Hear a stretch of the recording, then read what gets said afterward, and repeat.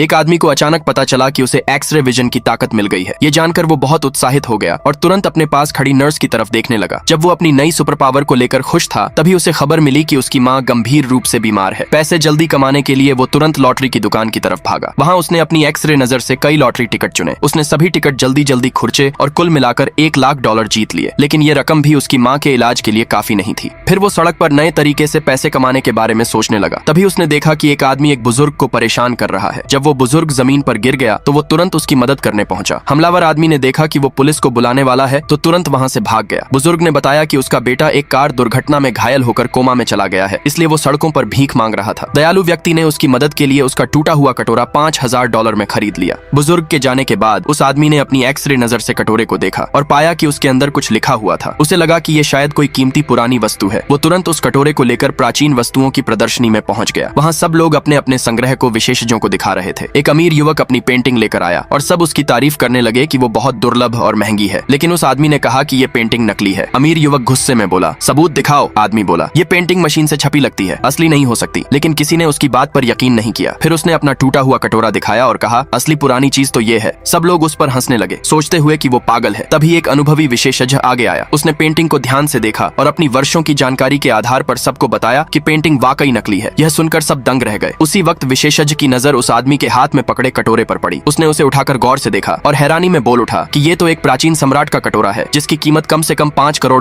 है। अगर ऐसी जादुई शक्ति आपको मिल जाए तो आप क्या करोगे? कमेंट में जरूर बताएं।